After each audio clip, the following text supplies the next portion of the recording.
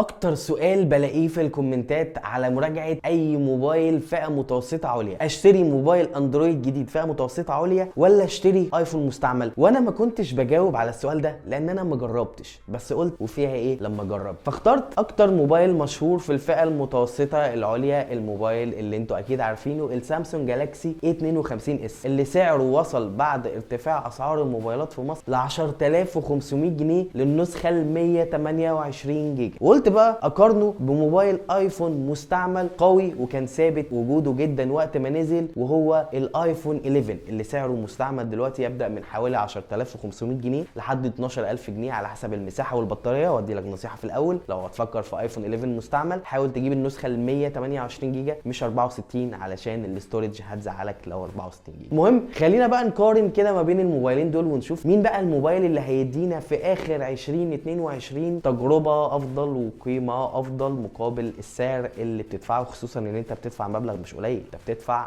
10000 جنيه وشويه. وعاوزك بس تحط في حساباتك ان ال A52s نزل في اواخر 2021 والايفون 11 نزل في اواخر 2019. فعاوزك تقول لي دلوقتي انت ميال لمين اكتر فيهم قبل ما نبدا المقارنه، ال A52s ولا الايفون 11؟ واعمل اللايك الجميل ويلا بينا نبدا الفيديو.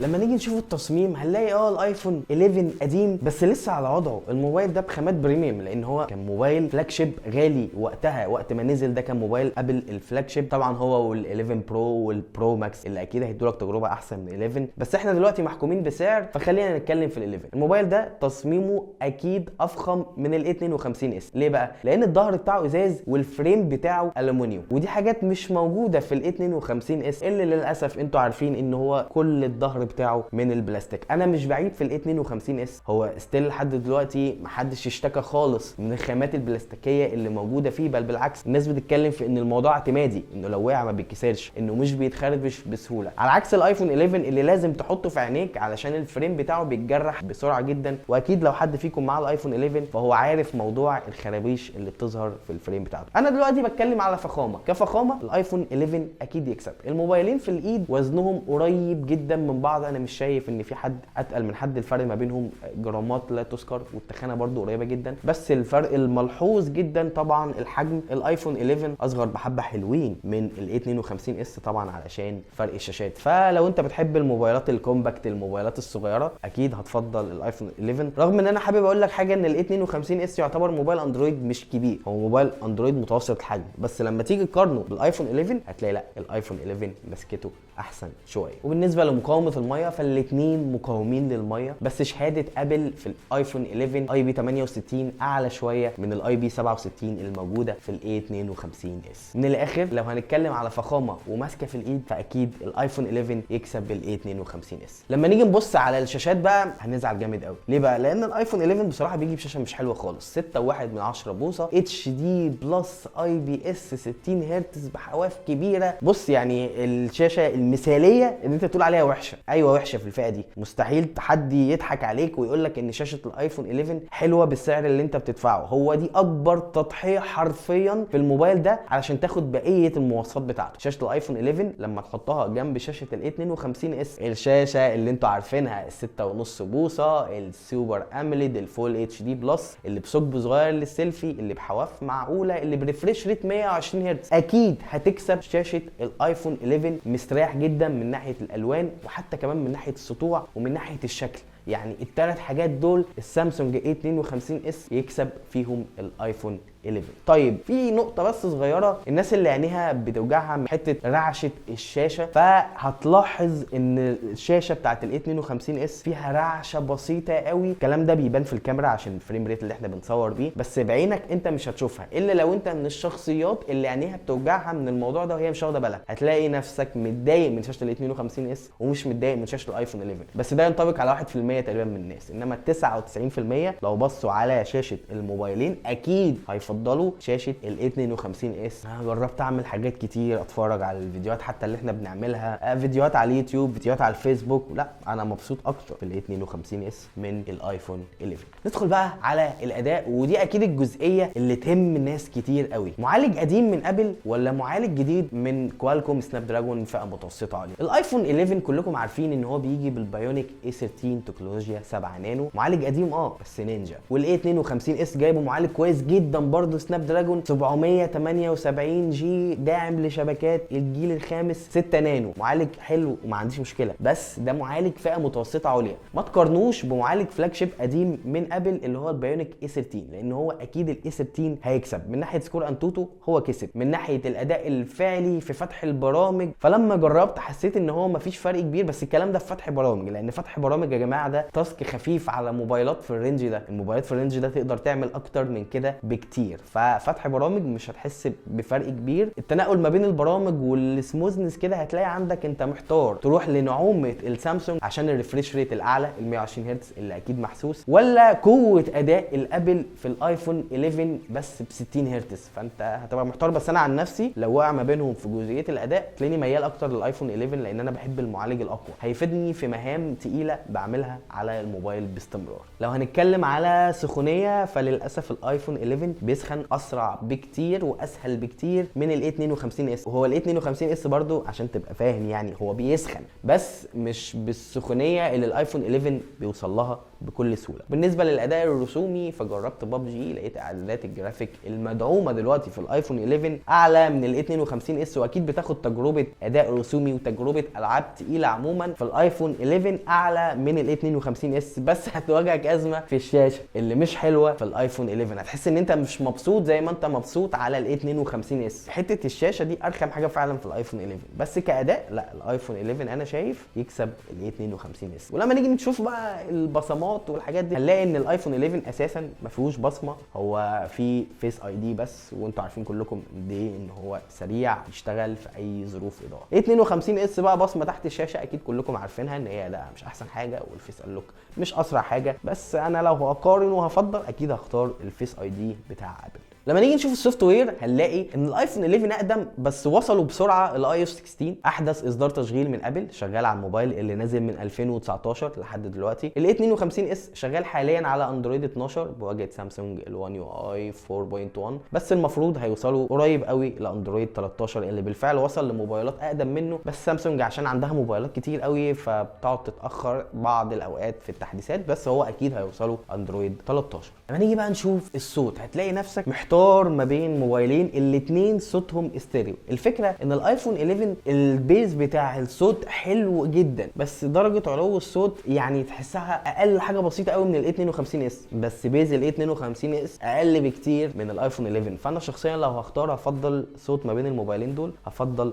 الايفون 11. بالنسبه للمستشعرات موجودين وشغالين على الموبايلين، بس مستشعر التقارب بتاع المكالمات شغال احسن اكيد في الايفون 11 لان هو حقيقي موجود في القطع الكبير قوي اللي موجود في الشاشه هنا، انما في السامسونج انتوا عارفين ان هو ساعات بيعلق. بالنسبه بقى لقوه الشبكات والواي فاي فللاسف انت واقع قدام موبايلين مش افضل حاجه، اديهم تقييم فوق متوسط. ولا الايفون 11 ولا ال 52 اس بيجيبوا شبكات واي فاي ضعيفه، يعني نقدر نقول تجربه المكالمات هتلاقيها افضل شويه في الايفون 11 عن ال 52 اس، بس مش بفرق كبير. يعني لو انت الموضوع ده فارق قوي معاك فالموبايلين دول مش اقوى حاجه، بس مش ازمه، يعني تقدر تقول عليهم مش ازمه. ولما نيجي نشوف بقى البطاريات هنلاقي الايفون 11 جايب بطاريه 3100 ملي امبير بس، والاي 52 اس جايب بطاريه 4500 ملي امبير. بص هو الاداء الفعلي للبطاريتين بصراحه الاثنين مش افضل حاجه، يعني كلكم عارفين اداء الاي 52 اس شغال مش احسن بطاريه بس يعني مقبوله. الايفون 11 اقل منه حاجه بسيطه، فانت واقع قدام بطاريتين مش الافضل. بس لو هختار بطاريه هختار بطاريه الاي 52 اس. كشحن بقى الايفون 11 طبعا جايب اللايتنج بورد، والاي 52 اس جايب مدخل شحن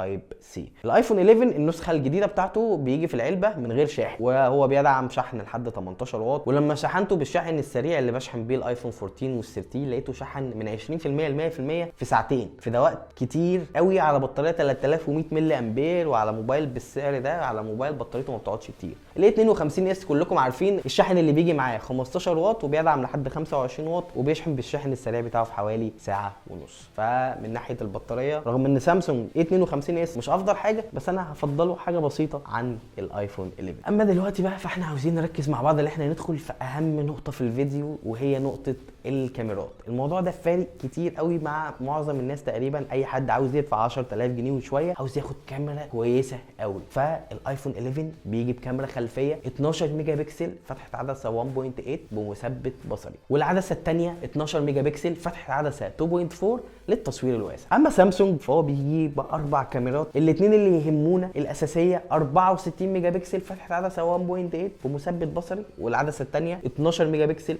فتحه عدسه 2.2 للتصوير الواسع، والسيلفي 12 ميجا بكسل فتحه عدسه 2.2 في الايفون 11، و32 ميجا بكسل فتحه عدسه 2.2 في الاي 52 اس. تفتكر مين يكسب، الايفون 11 ولا الاي 52 اس؟ خلينا نشوف. كلكم عارفين رايي في كاميرات السامسونج اي 52 اس من احسن الكاميرات الموجوده في الفئه المتوسطه العليا، بس احنا هنا بنقارن مع فلاج شيب حتى ولو قديم. الايفون 11 بيطلع لوك الصور ممكن يكون احلى للبعض، خصوصا في لون الجلد البرونزي شويه المميز جدا في الايفون، اكيد هيعجب ناس اكتر. وعامه في بقيه الصور في اضاءات عاليه هتحس ان الاداء متقارب جدا، الا ان الدايناميك رينج احسن حاجه بسيطه قوي في الايفون 11 عن الاي 52 اس. لما ندخل بقى في اضاءات داخليه لا، في تفوق واضح للايفون 11 عن الاي 52 اس في لوك الصوره حتى من بعيد من غير ما تعمل زوم ولا اي حاجه ثانيه. لما الاضاءه بتقل اكتر يبدا بقى الايفون 11 يفرد عضلاته كده ويقول للاي 52 اس يا باشا انت موبايل فئه متوسطه، مالك انت ومال التصوير بالليل. فعلا الايفون 11 بيكتسح السامسونج A 52 اس في التصوير في اضاءات ضعيفه. اما السيلفي بقى فالايفون 11 بيطلع لوك لون الجلد البرونزي، اما السامسونج انتوا عارفين اللون البشره بيطلع فاتح شويه بهتان شويه. وانا هنا افضل بصراحه معظم صور السيلفي اللي طالعه من الايفون 11 في اضاءات عاليه، حتى العزل فيها احسن من الاي 52 اس. اما لما بتدخل في اضاءات داخليه بصراحه ولا الايفون 11 حلو ولا الاي 52 اس حلو. الايفون 11 فيه مشكله في التصوير الليلي للسيلفي مش احسن حاجه ومفيش نايت مود فيه، وال 52 اس كلكم برضو عارفين ان التصوير السيلفي في الاضاءات الضعيفه فيه مش افضل حاجه، خصوصا برضو عشان فئته يعني فئه متوسطه عليا مش هينفع يطلع لك سيلفي جامد بالليل. دلوقتي احنا بنجرب مع بعض نصور فيديو بالايفون 11 والاي 52 اس في نفس السيت اب اللي انا بصور بيه طول الفيديو. هنشوف مع بعض مين اللي متفوق، الايفون 11 من ناحيه الالوان والتفاصيل ولا الاي 52 اس. بس حابب اقول لكم حاجه، الاي 52 اس اخره في تصوير الفيديوهات 4K 30 فريم في الثانيه بس زي معظم موبايلات الفئه المتوسطه، انما الايفون 11 بيصور 4K لحد 60 فريم في الثانيه، ودي اكيد نقطه تفوق لي. انا دلوقتي بصور على 4K 30 فريم في الثانيه، ونشوف مع بعض جوده الالوان، جوده التفاصيل، معالجه الفيديو، وجوده الصوت، مين اللي يكسب، الايفون 11 ولا الاي 52 اس. بالنسبه للاسعار الاي 52 اس النسخه ال 128 جيجا مع 8 جيجا رام سعرها في مصر حوالي 10500 جنيه بشريحتين اتصال او شريحه وكارت ميموري.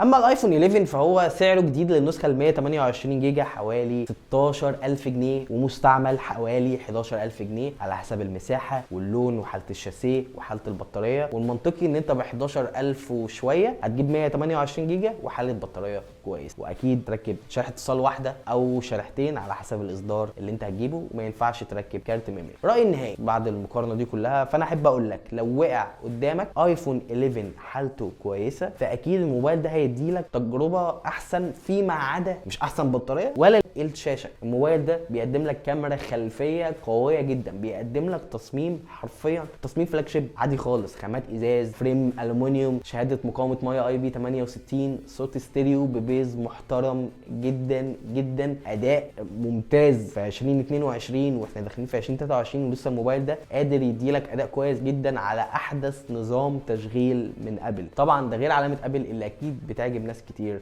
فيكم. اما بالنسبه للاي 52 اس فالموبايل ده انا ما اقدرش اقول عليه ان هو وحش، هو موبايل اندرويد قوي جدا، بس ارتفاع الاسعار خلاه يروح في حته بعيده قوي عنه. يعني عارف انت الموبايل ده كان لحد 7 8000 جنيه كنت بحبه جدا وبفضله جدا وبرشحه على طول، واكيد انتم عارفين. بس 10000 وشويه وفي اللي احنا فيه ده ممكن تلاقيه بعد كده بقى ب 11000 وبارقام غريبه كده، بعيد قوي. ده الاي 73 دلوقتي ب 14000 جنيه اللي هو يعتبر نسخه اكبر شويه من الاي 52 اس، وبيتباع بالسعر ده. انا مش عارف ليه ايه اللي يخليني اروح ادفع مبلغ كبير زي ده في موبايل، غير بس عشان بصراحه شاشته، هو شاشته احلى بكتير من شاشه الايفون 11. انا ما اقدرش اقول لك ما تشتريش الاي 52 اس وروح اشتري ايفون 11 مستعمل، لان انا هنا بقارن ما بين جديد ومستعمل، ودي مقارنه ممكن تبقى مش عادله حبتين ثلاثه. انا هنا بكلمك في حاله ان انت لقيت موبايل ايفون 11 بعلبته وحالته كويسه جدا بسعر منطقي ورايح تشتري ايه 52 اس، ممكن تفكر تجيب الايفون 11. ساعتها هيدي لك تجربه ممكن تكون احسن شويه، وده رايي بعد ما جربت. ممكن انت لما تجرب تقول لا انا حابب الشاشه بتاعت الاي 52 اس ومش قادر اتقبل الايفون 11 بشاشته، اقول لك انت عندك حق، انا ما اقدرش اقول ان انت غلطان. وطبعا واحد هيجي لي دلوقتي من تحت الارض يقول لي طب ما اجيب ايفون 11 برو، اقول له اكيد احسن بس هتدفع اكتر. فلو الميزانيه ما تفرقش معاك دور على ايفون 11 برو مستعمل، هيبقى اغلى شويه من الايفون 11 بس اكيد هيدي لك تجربه احسن في كاميرات وفي شاشه، دي نقطه كلنا عارفينها. فكده انا خلصت الفيديو وجاوبت على السؤال اللي بتسالوه دايما، اشتري موبايل اندرويد جديد فئه متوسطه عليا ولا اشتري ايفون قديم مستعمل؟ الرد اشتري ايفون قديم مستعمل، ما يبقاش اقدم من ايفون 11، ما يبقاش اقل من 128 جيجا علشان ما تتقدرش في استخدامك للموبايل، ويكون حالته كويسه وبسعر كويس واكيد بعلبته. ولو ما لقيتش الحاجات دي كلها او انت مقلق من المستعمل فساعتها فكر في الاندرويد. الكلام ده كله بعيدا عن تفضيلك لموبايلات ابل او موبايلات الاندرويد، لان انت ممكن تكون مش بتحب اساسا موبايلات ابل فمدخلها في حساباتك ليه. خليك في موبايلات اندرويد سواء سامسونج سواء شاومي سواء اوبو سواء ريلمي، هتلاقي موبايل فئه متوسطه عليا يناسبك. اما النصيحه اللي انا بقولها لك دي في حاله ان انت السوفت وير بالنسبه لك مش ازمه وهتقدر تتقبل اي حاجه. بس كده انا خلصت، ما تنساش لايك الجميل وتكتب لي رايك في كومنت، وتاكد ان انت عامل لنا سبسكرايب لو بتشوفنا على اليوتيوب، فولو لو بتشوفنا على الفيسبوك. اشوفك في حلقه جديده من حلقات موبيزل، كان معاكم احمد سعيد، سلام.